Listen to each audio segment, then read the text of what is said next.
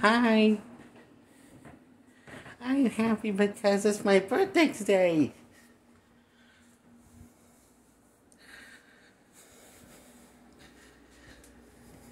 And also, I've been feeling more happier overnight.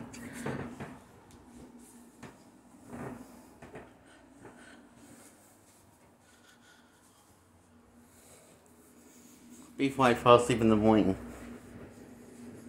I think it was the morning I fell asleep. Yeah, it was. It was sometime before the sun got all the way up. But not before the sun started to get up was when I fell asleep today.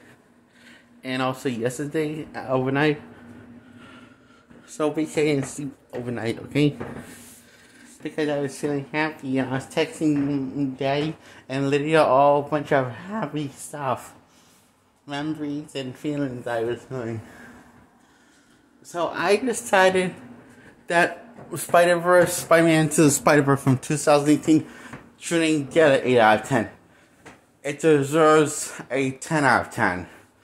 Because I realized I think I like it more than Lego Batman movie. And because it also because I really like how it's actually, it feels like the Marvel I know and love from Marvel Comics that got released to theaters with Spider-Verse. From all the Marvel comics I looked at.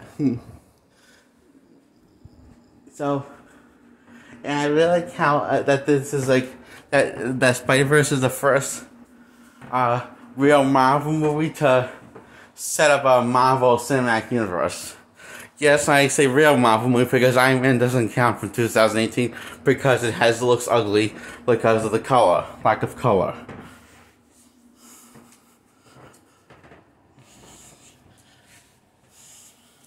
And it sucked. So, yeah. Ha. I got the last laugh, you bastards, Marvel fans of the MCU. Those fake Marvel fans. I got the last laugh. Yay! So, take that. Spider-Verse got so much praise and it got so praise. And it got so much good things came out of it for me. Of feeling happy. So before I move to review today's movie, I'm going to talk about how wonderful Spider-Verse is. And how it makes me feel. So I'm glad that this actually looks and feels like a... When I say this looks like a comic book, I literally mean this. You have the white comic book panels on the screen. He have comic book panels. They tell the story in the comic book panels. The whole movie of Spider-Verse from 2018, the first animated Spider-Man movie.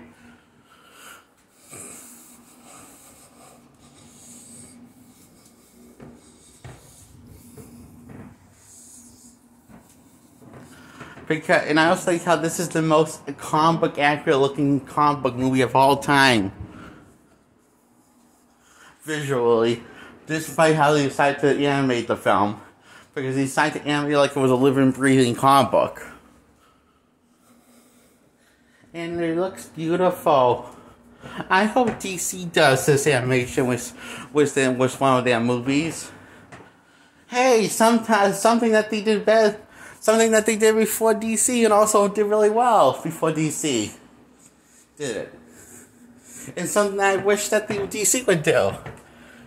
This really is also the best Marvel movie of all time. And the best comic movie of all time. And the best Marvel animated movie of all time. It's as good as Earth's Mightiest Heroes. In my opinion, not better or as good. I'm not sure. Maybe more. It could be as good. Maybe it's as good. I don't want to put too much thinking into this because it's going to take forever. So, anyway, I really like it. I love it was the same amount of passion of somebody's adventures or somebody's hero show.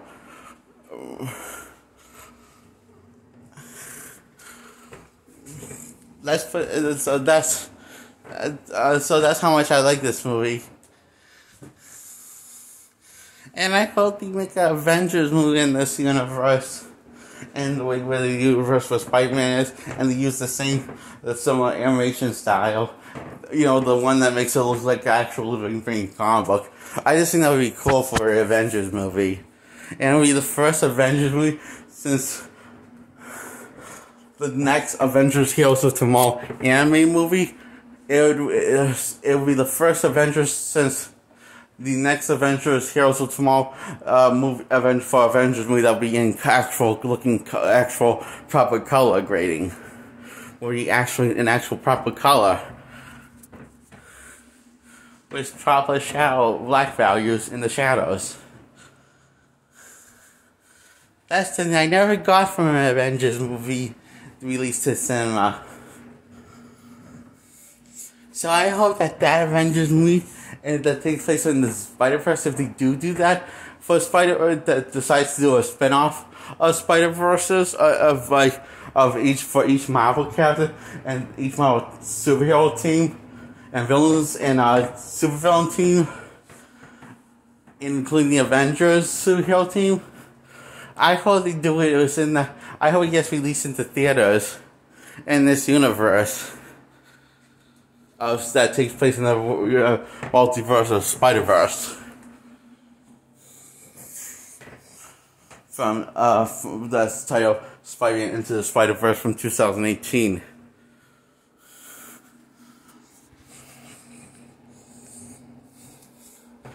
Marvel came through for me. They're finally launching an anime universe that I can actually enjoy. And don't feel stressed out about it. But I just, my OCD is not over about it. But I'm just happy over it.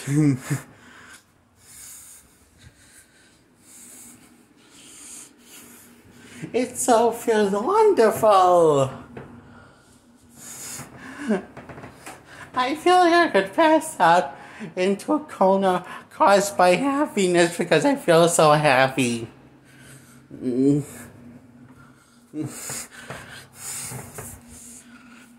I got the last laugh. I told those Marvel fans I told those MCU fans I am a fan of Marvel, just not a fan of the MCU. But they didn't listen to me. They believed I wasn't a real Marvel fan because I wasn't a fan of the MCU, even though I was a fan of the comics and the cartoon shows and cartoon movies. Majority of the time, and Spider-Verse proved them wrong. Spider-Verse proved them wrong. Because it not only was a movie I love, it was a movie that was a success at the box office when it came out. And was very loved by everyone, including critics. And I think it did deserve the award it got for Best Animation Picture of the year. For that year. Because I think this is the best anime movie of all time. Because it's Marvel Comics. And also it looks like Marvel Comics and feels like Marvel Comics. It feels magical. Unlike none of the MCU films that feel magical that take place in Marvel Cinematic Universe. Pardon me. Because the color looks like shit.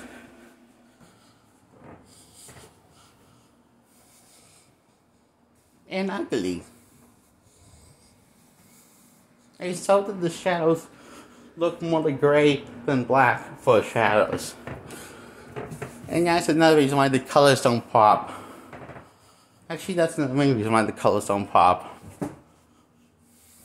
Because the shadows look awful. They don't look like actual shadows on the screen. For the MCU movies. the Marvel Cinematic Universe stands for, the MCU. That's what the MCU stands for.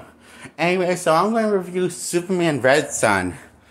So this is a Superman movie where Superman is a Sokovian citizen and also, works and serves with the Sokovian army in Sokovia.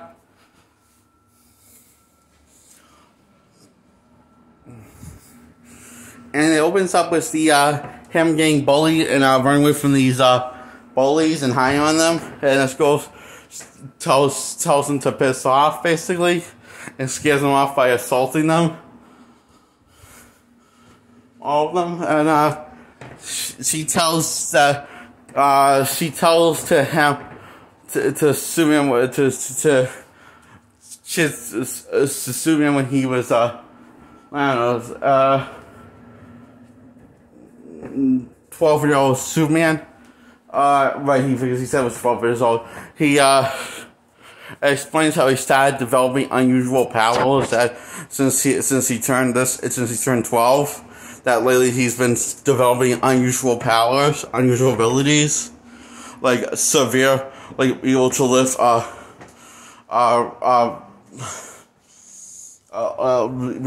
vehicles and stuff. And he shows Lana, I think that's her name.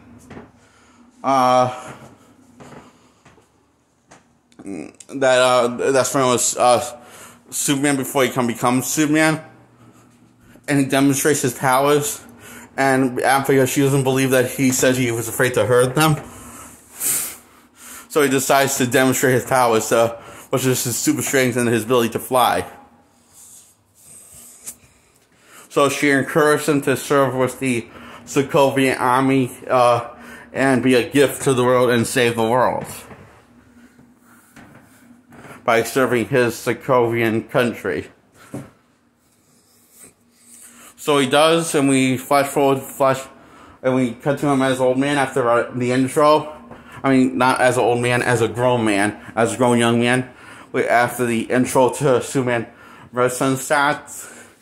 After the opening credits, that is introduced. That's the introduction to this movie. That's after the introduction of the opening scene of the movie. Then we cut to Superman serving the Sokovian nation and serving his country, and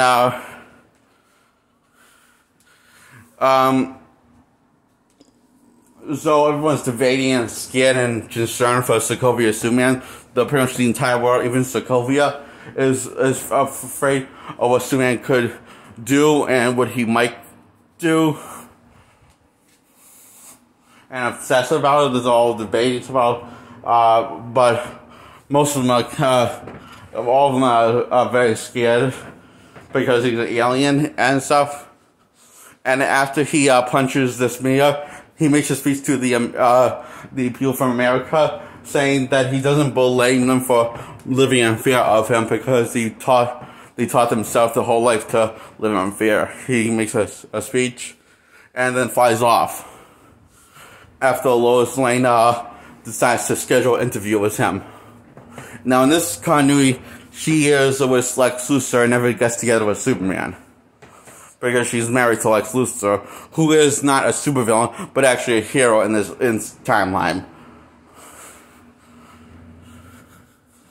Because he's actually, he's still kind of a cold-hearted bastard at times, but he's still likable.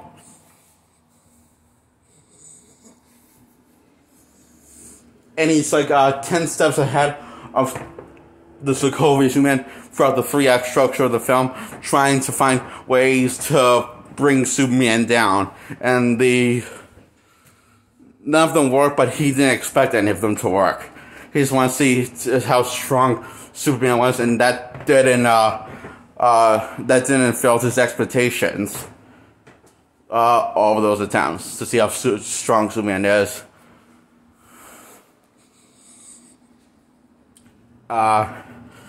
And this is after Lois Lane's interview with Superman, and she gives him the file about what the Sokovi's been doing and been keeping Sokovian civilians prisoners of the old Sokovian world.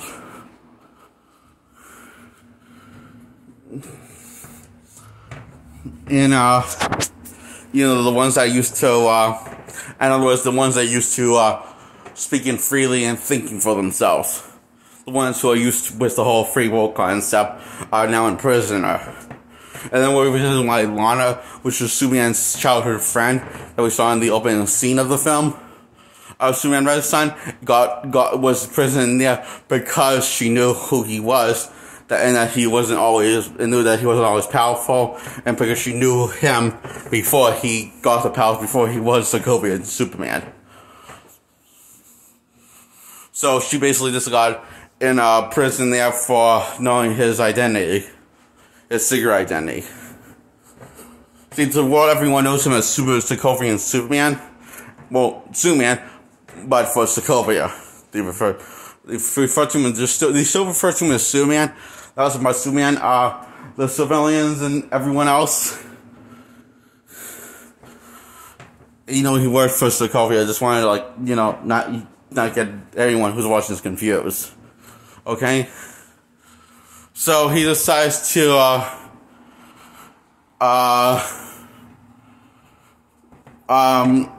make a visit with his superior, the ambassador of the I think he's an ambassador. I think that's what we calls him.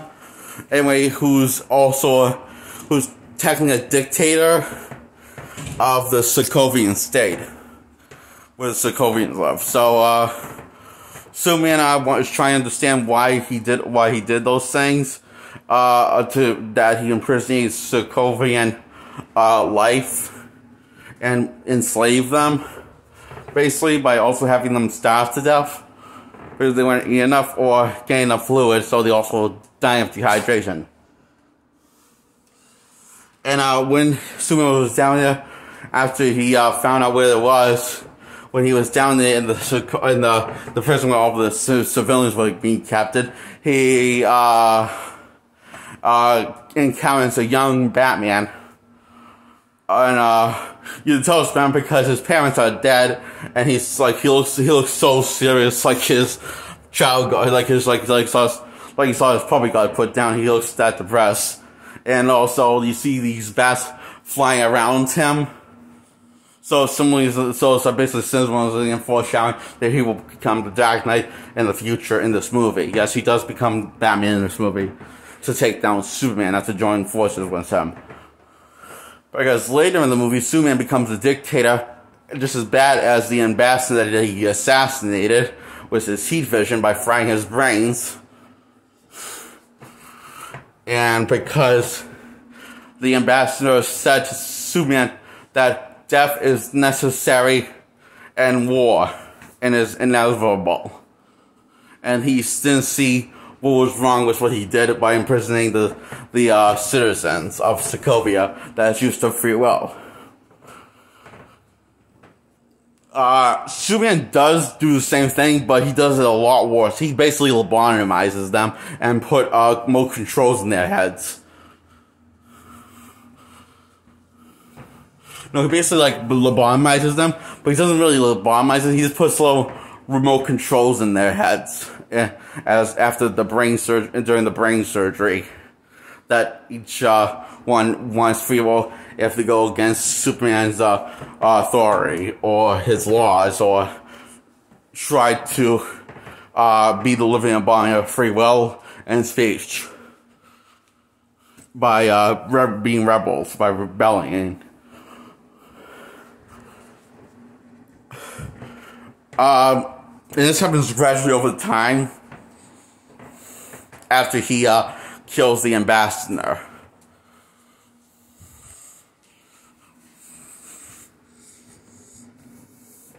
And they all bow to Superman's, once the men find out that the ambassador he killed their superior officer, got killed by Superman, they all bow to him and had no choice to respect him and ask him, what do we do now?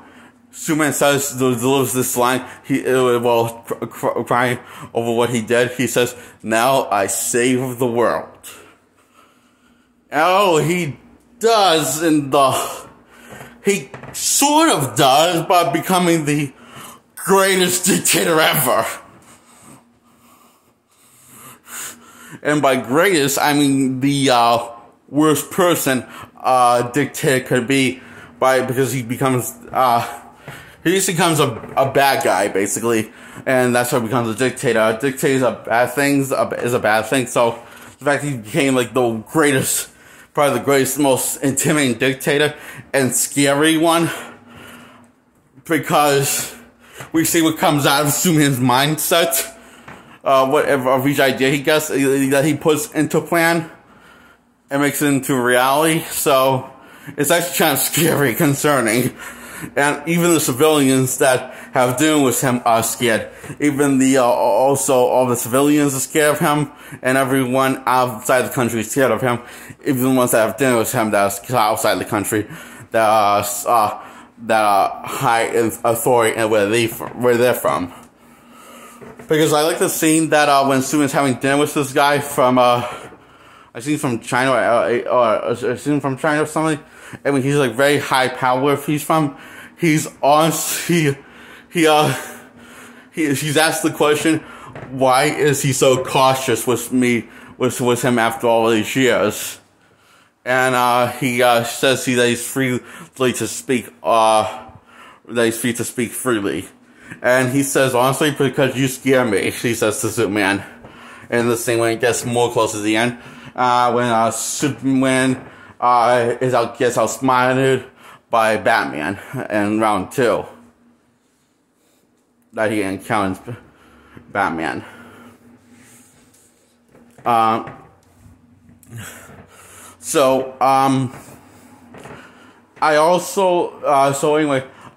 We see all these troubles and Superman's doing this to keep peace.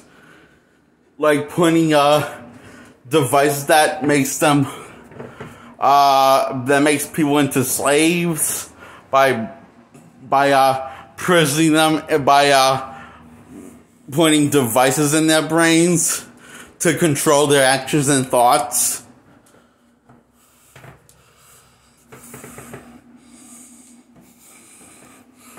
So it's kind of messed up. By kind of mean very messed up. And even Diana, who has formed a friendship slash well, not really a friendship. It's not really a romantic ship. It's friends with benefits relationship that she has formed with Superman over the course of this movie. And she points out how what he's doing is kind of messed up, and he doesn't listen. So she decides to give him more time to realize that his actions are wrong. He never comes around until it's too late, after he has been abandoned from the Amazon islands, and also is said by Wonder Woman, and also said that we'll never see each other again, and also forbidden to any Mascara, which is the Amazon island that the Amazons live in. After he assaults Wonder Woman, but she catches his punch. And then punches him in the gut. In the third act of the movie, years after the encounter of Batman, and she had to break her last rule of truth, because she sees the truth that her mother was right about mankind, that they're all the same and corrupt people. And she breaks the last rule of truth, saves Superman, and defeats Superman gets set free. Superman's friend says that he'll help her by doing brain surgery on him. And Batman knows what that means, so he just blows up his heart. So that's why he had the bomb set in his heart. That is a remote control bomb, just for a last resort. And Superman knows that about the bomb in his heart, because he uses X-ray vision. Once Batman hinted at it of what was in his chest. only to find out after, and then he gets the drop on Superman, and locks Superman in this room with a bunch of red suns lights that weaken Superman's ability and will slowly kill him painfully. So then Wonder Woman saves him in his skin, and then Batman commits suicide with the bomb that's strapped to his heart. Wasn't meant to stop Superman, it was from preventing Superman from committing brain surgery, doing brain surgery on him, and turning him into a slave like everyone else with instant copy that he's done too. For the people who have posed a threat to Superman's power, and also who have posed basically said that there's no free will in Superman's world in Sokovia, so he needs to be stopped. Basically, is basically what it's like saying. Basically, what's going on. That's what's going on. So, and